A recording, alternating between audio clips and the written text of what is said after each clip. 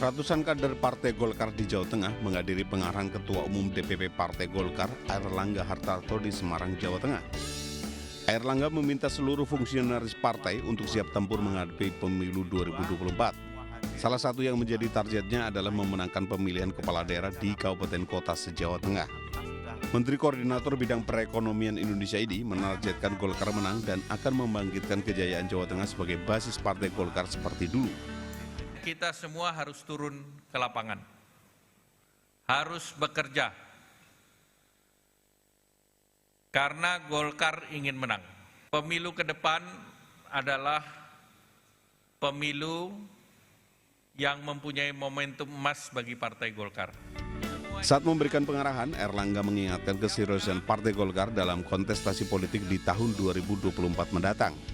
Partai Golkar menargetkan menang dalam pemilu 2024 dengan persentase menang Pilpres 60% dan menang Pileg 20%. Dari Semarang, Jawa Tengah, Wisnu Wardana, iNews melaporkan. Pemirsa, hari ini adalah hari terakhir Anies Rashid Baswedan menjabat sebagai Gubernur DKI Jakarta. Ya, acara perpisahan digelar di halaman Gedung Balai Kota DKI Jakarta dengan dihadiri oleh masyarakat DKI Jakarta. Di hari terakhirnya menjabat sebagai Gubernur DKI Jakarta, Anies Baswedan hadir dalam acara perpisahan atau tasyakuran akbar dengan warga. Kedatangan Anies disambut warga yang sudah menunggunya di Balai Kota dari pagi. Selain Anies Baswedan, hadir pula Wakil Gubernur DKI Jakarta, Ariza Patria. Anies tiba di Balai Kota dengan bersepeda dari kediamannya di kawasan Lebak Bulus. Dan setibanya di Bundaran Hotel Indonesia, Gubernur DKI Jakarta Anies Baswedan diserbu warga untuk bersalaman hingga berfoto bersama. Saya mohon duduk biar untuk bangsa dan negara ini masih panjang ke depan. Satu babak berakhir, mari kita sambut babak berikutnya. Sementara itu, Presiden Joko Widodo mengecek lokasi pernikahan putranya Kaisang Pangarep dengan Erina Gudono. Rencananya Kaisang dan Erina akan melangsungkan pernikahan pada Desember mendatang.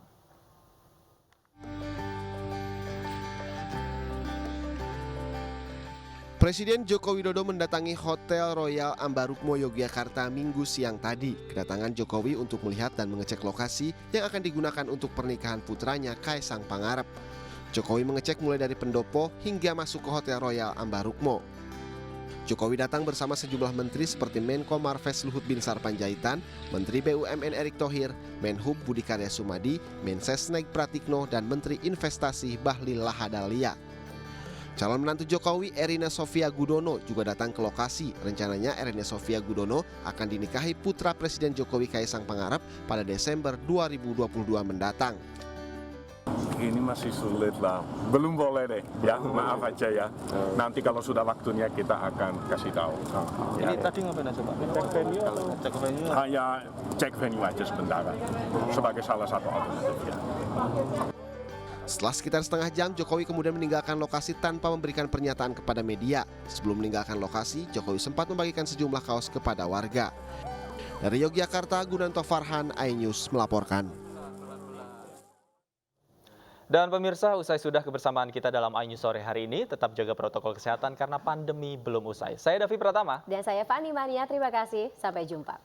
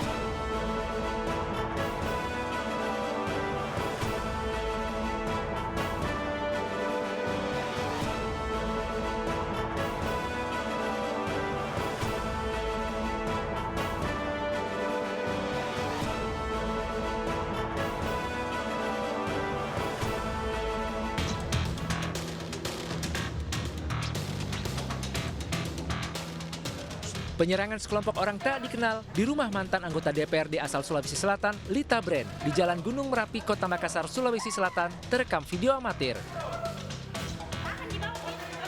Para pelaku berusaha masuk dan menggedor pintu menggunakan bambu, serta melempar batu hingga memecahkan kaca. Usai melancarkan aksinya, para pelaku kabur. Sejumlah kaca di lantai bawah dan juga lantai 2 pecah. Sedangkan sepeda motor yang terparkir di halaman mengalami kerusakan. Ya, jadi awalnya adalah terjadinya upaya paksa yang akan dia lakukan, penutupan jendela dan ingin melakukan pembongkaran balkon rumah klien kami. Nah, setelah itu dari pihak kami tidak menerima, lalu melarang gitu loh, melarang tapi tetap akan memaksa. Polisi langsung menggelar olah TKP. Sementara penyebab penyerangan diduga terkait dengan sengketa lahan.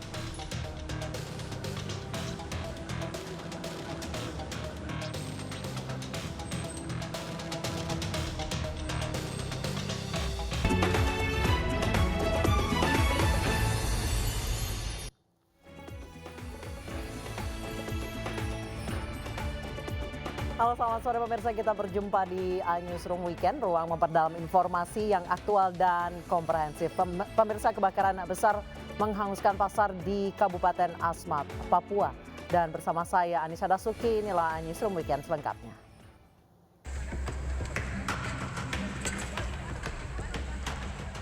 Warga berjibaku memadamkan api yang menghanguskan Pasar Dolok, Kabupaten Asmat, Papua. Diduga api berasal dari bagian atap rumah seorang warga, kemudian menyebar ke seluruh bangunan lain. Tidak adanya mobil pemadam kebakaran di Kabupaten Asmat menyulitkan warga memadamkan api. Akibatnya api dipadamkan dengan alat seadanya, sementara proses pemadaman berlangsung selama 3 jam. Cuma berdempetan saja, Pak. Satu atap, satu dinding. Satu dinding, berdempetan. Sekitar jam berapa tadi, Bang? Jam 5. Jadi sumber apinya tadi bisa diulangi kah? Antara dari rumahnya siapa tadi? Kalau bukan rumahnya Marco, rumahnya.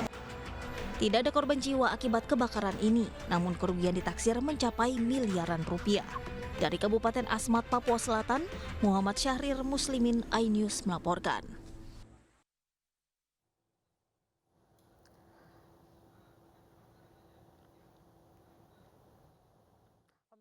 Siswi IPB yang terseret arus di Bogor, Jawa Barat saat banjir ditemukan tewas di aliran kali banjir Kanal Barat, Tambora, Jakarta Barat.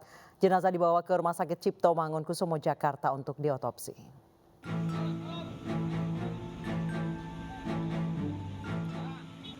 Jenazah mahasiswi IPB yang hanyut di saluran air di Bogor, Jawa Barat berhasil ditemukan setelah petugas menyisir aliran Kali Ciliwung. Jarak korban diduga hanyut hingga ke lokasi penemuan berjarak 29 km. Saat ditemukan, korban sempat sulit diidentifikasi. Namun keluarga korban memastikan identitas korban dari pakaian dan aksesoris yang menempel